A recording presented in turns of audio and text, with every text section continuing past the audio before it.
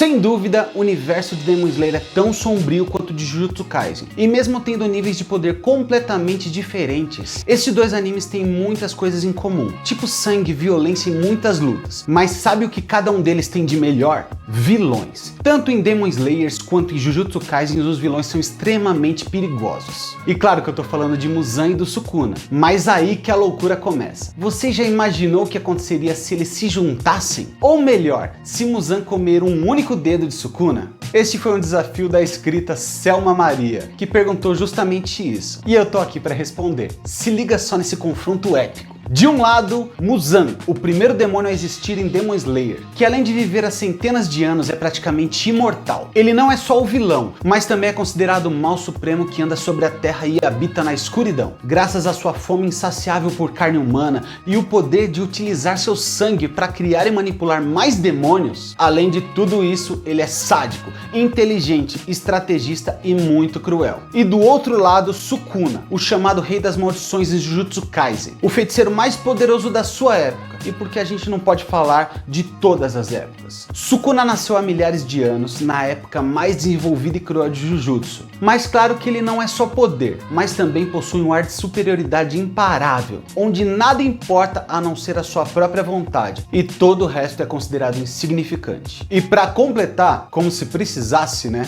O cara é muito talentoso. É tipo um gênio. Ele pode manipular a energia amaldiçoada com perfeição. Porém, ele dividiu o poder da sua alma em 20 objetos, que na boa, mesmo assim ainda pode fazer um belo do estrago. E essa disputa tá esquentando, fala aí. E para entender o que aconteceria se Muzan realmente comesse um dedo do Sukuna, vamos ter que responder 3 perguntas primeiro. Seus poderes são compatíveis? Qual dos dois é o mais poderoso? E por fim, o que realmente aconteceria se Muzan comesse um dedo do Sukuna? Mas antes disso, você já se imaginou assistindo Jujutsu Kaisen em japonês sem legenda? Ou de repente lendo mangás em japonês e deixando seu currículo mais top ainda? Eu vou te apresentar um curso online que você pode aprender japonês do básico ao avançado utilizando animes. Eu estou falando de Nihongo, uma escola online que está ativa desde 2016 e já está entre uma das melhores. E além de ter um precinho top, utiliza animes para ensinar. Eu vou deixar um link na descrição e no comentário fixado. O poder é compatível? No início da sua história, Muzan era um jovem muito doente, que foi curado por um médico que utilizou um medicamento feito com lírio-aranha azul, que não só o curou, como também mudou a sua constituição física. Ele ficou mais poderoso e adquiriu uma forte vontade de comer carne humana. Mas em compensação, se ele andasse na luz do sol, ele morreria. Em outras palavras, ele virou o primeiro Oni que a gente conheceu. Com o tempo, ele aprimorou seu corpo manipulando ele para ter mais órgãos vitais, tipo múltiplos cérebros e corações, e assim aumentando a sua capacidade física. E este é um ponto importante. Se liga só, se ele aumentou a quantidade de órgãos, isso significa que a constituição do seu corpo ainda é importante. E a base é humana. E mesmo não emanando energia amaldiçoada, já que o seu poder é totalmente voltado à manipulação do seu corpo, com destaque principalmente para o seu sangue, que altera as características das pessoas que o recebem, ele poderia sim ser um receptáculo do Sukuna, mesmo sem controlar a energia amaldiçoada, como Itadori foi. Mas isso deixa a gente com um pouquinho mais de dúvidas. Já que Muzan pode ser um receptáculo, quem controlaria a consciência do corpo? Sukuna ou Muzan? Qual dos dois é o mais poderoso? A escala de poder dos dois universos é completamente diferente, mas mesmo assim alguns fatores podem te surpreender. Primeiro, vamos analisar as regras do universo. Enquanto Jujutsu Kaisen, a única maneira de poder eliminar uma maldição é a própria energia amaldiçoada, reversa ou não, mesmo que seja usada em golpes físicos, feitiços ou em ferramentas amaldiçoadas, em Demon Slayer, o Oni só pode ser morto por veneno, balas ou lâminas Nichiren, claro que só quando cortam ou destroem o pescoço. E também a luz do sol. Detalhe, as lâminas Nichiren, que são espadas feitas de um metal especial que vem de uma montanha específica, que é constantemente exposta pela luz solar, entrega sua base principal, que é o sol, a maior fraqueza dos Onis. Mas no caso do Muzan, ainda é um pouco diferente. Só tem 2 coisas que podem eliminar ele de verdade: a respiração do sol, com as lâminas mentirem cortando todos os seus órgãos vitais ao mesmo tempo, ou o próprio sol, já que agora ele consegue sobreviver se cortarem a cabeça dele, e também tem muita resistência ao próprio veneno. E agora vem o início da teoria. Muzan só poderia eliminar o Sukuna de duas maneiras: utilizando uma ferramenta amaldiçoada ou utilizando seu sangue em vários feiticeiros Jujutsu, e assim fazendo um exército de Onis feiticeiros Jujutsu para eliminar ele, coisa que na boa não seria nada fácil, já que nem os feiticeiros mais fortes de Jujutsu Kaisen conseguiram eliminar o cara. E no caso do Sukuna, ele só eliminaria o Muzan se ele expusesse ele à luz do sol. Agora, a gente tendo tudo isso em mente, a gente vai analisar 3 pontos importantes para simular um combate, que seria força, velocidade e resistência. Esse detalhe vai ser importante para a gente definir o que vai acontecer, então se liga só. Força. Em relação à força, Muzan é muito destrutivo. Ele consegue destruir paredes e grandes rochas, e a gente viu isso na batalha dele contra os Hashiras, fora que ele manipula seu corpo transformando suas mãos em chicotes que destroem tudo que toca através da sua força. Mas já o Sukuna é outro papo. Na luta contra o Mahoraga e também contra o jogo, a gente viu ele brincando e mesmo assim destruindo prédios e cortando paisagens com facilidade, hein? Fora que em um piscar de olhos ele cortou a cabeça do jogo,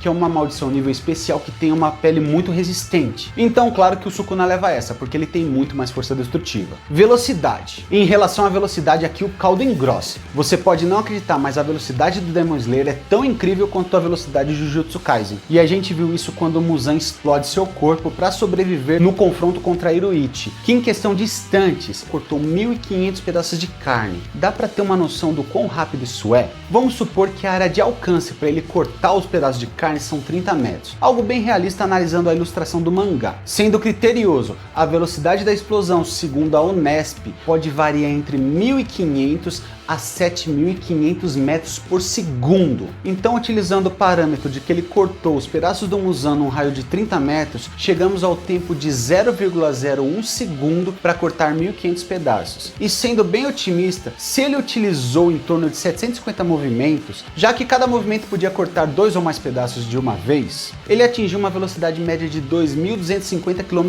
por hora, já que cada um de seus movimentos demorou cerca de mais ou menos 0,00001 segundos. Isso na boa é muito rápido. Agora, e o Sukuna? Ele desviou de um meteoro que tem uma velocidade de 11 a 72 km por segundo dentro da atmosfera, segundo a UFMG. Supondo que o meteoro tivesse 50 metros de diâmetro, algo que tiramos como base comparando a ilustração do mangá com os prédios, e sendo bem otimista, pois os prédios que tiramos a medida é um dos maiores prédios de Shibuya, que é o Shibuya Sky, e podendo analisar que ele desviou no último segundo de algo que vinha a mais ou menos 39.600 km por hora, então para isso ele chegou a uma velocidade média de 360 km por hora, sem fazer esforço. E como que a gente sabe que foi um segundo? Porque a gente cronometrou o momento da palma com o momento do impacto no anime.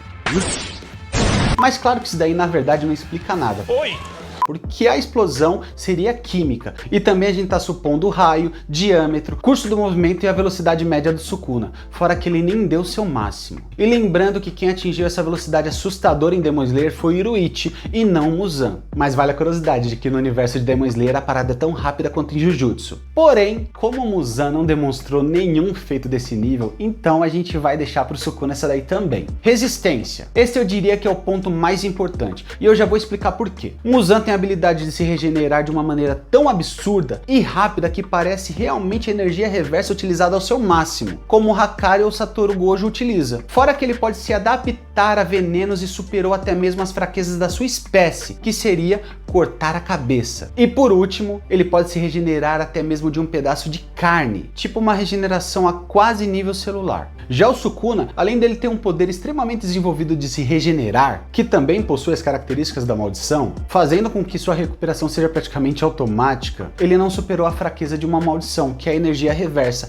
algo que ele mesmo falou quando ele enfrentou o Mahoraga. Então, por mais que a regeneração seja absurdamente poderosa, em ambos os casos, Muzan ganha essa sem sombra de dúvida. Analisando todos os pontos em uma luta, com certeza o Sukuna venceria, pois ele teria uma maior capacidade e maior possibilidade de expor o Muzan à luz do sol, já que também não é uma fraqueza dele, graças à sua velocidade e força. Mas lembrando, esse daí não é o tema desse vídeo, e agora a gente vai descobrir a verdade. O que aconteceria se Muzan comer um dedo do Sukuna? Muzan e Sukuna irão disputar para ver quem iria controlar o corpo e a consciência. E por mais que Muzan não seja o Itadori, que é um receptáculo perfeito para o Sukuna, ele possui 2 pontos a seu favor. O primeiro é que ele conseguiu se adaptar a veneno, golpes mortais e até mesmo um antídoto para os Onis. Algo que foi criado pela Tamayo e a Hashira dos insetos, Shinobu Kocho, que é especialista em veneno. Tudo isso após elas estudarem o sangue da Nezuko. Tá entendendo? Ele se adaptou a algo que poderia alterar a composição física e biológica dele. E o segundo ponto é, assim como Muzan, Itadori não tinha energia amaldiçoada e mesmo assim foi o receptáculo perfeito para o Sukuna. E não só o Itadori suprimiu o Sukuna, como também o próprio Megumi, após o Sukuna adquirir seu corpo e tentar matar o próprio Itadori. E nesse momento ele conseguiu conter o poder do Sukuna,